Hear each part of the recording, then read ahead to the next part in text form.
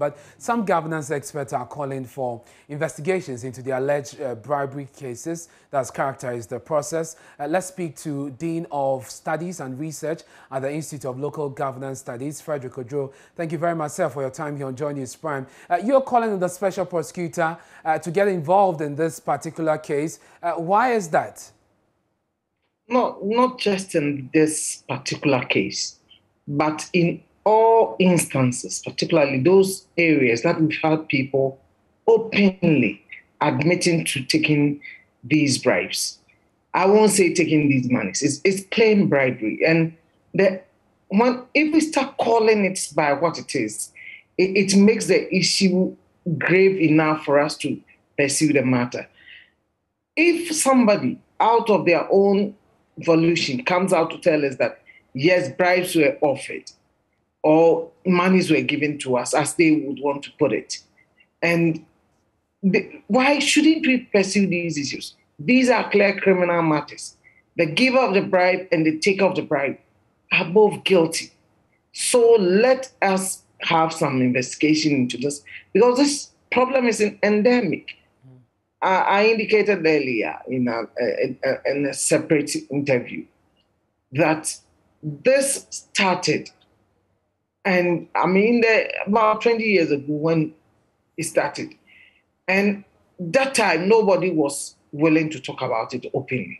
We have interviewed in several people who admit to you privately that, indeed, yes, we are induced to vote for candidates. But then if you want them to go on record, they will refuse absolutely. But this time around, fortunately, we've had several people. In Tamale, there was an instance like that. Cape Coast is coming up. We are hearing about, the winning bonus, whatever that means. That's why I think there must be a thorough investigation.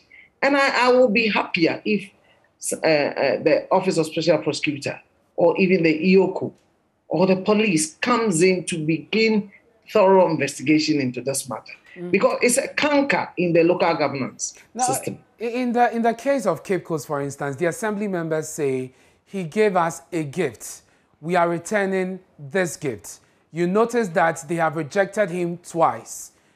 Where is the illegality? How do you hold them? There are clear principles on gifts and bribe, and it is not for them to try to determine what is a gift and what is a bribe. This is a pure case of bribery. It is for a particular consideration. You give gifts for expecting no consideration. But here, take this money and vote for me. It's a clear case. It was given and the money was taken.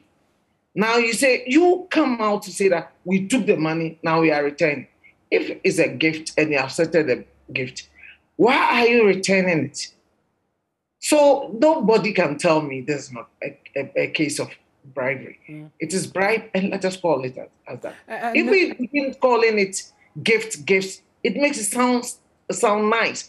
But it is not good, it's terrible. So we must speak strongly against this. And Mr. Oduro, we have said, and people like you have suggested, that the election of MMDCEs will be the solution to some of these things that are being recorded across the length and breadth of this country. But indeed, the issue of votes buying seemed to have crept in or deeper into our electoral processes from the national level all the way to the local level. How do we deal with this permanently? What's the permanent solution to this problem? You see, voting for MMDCs is one issue, which I believe is separate from this matter. But of course, there's some level of argument out there that this could help in overcoming that challenge. But then the overall problem of vote buying is endemic in our body politics, within political parties, within DFA elections, even some claim within church elections. So it is becoming a major problem that we must deal with.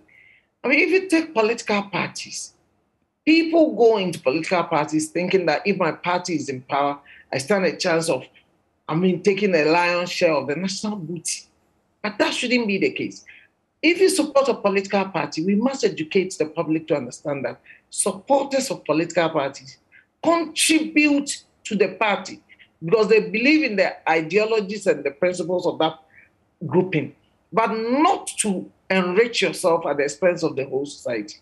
If we begin to have this kind of national discussion where people will not see party politics as avenue to enrich themselves, we can make headway. And people will understand that if you go out to vote, don't expect direct benefit. Okay. But there should be a societal benefit to all of us, but not for just a group of people. Otherwise, party politics will lose the essence it stands for in democracy. Thank you very much. That's Frederick Oduro, a dean at the Local Governance Institute, speaking to us there on the development of MMDCs and alleged briberies that has characterized the process.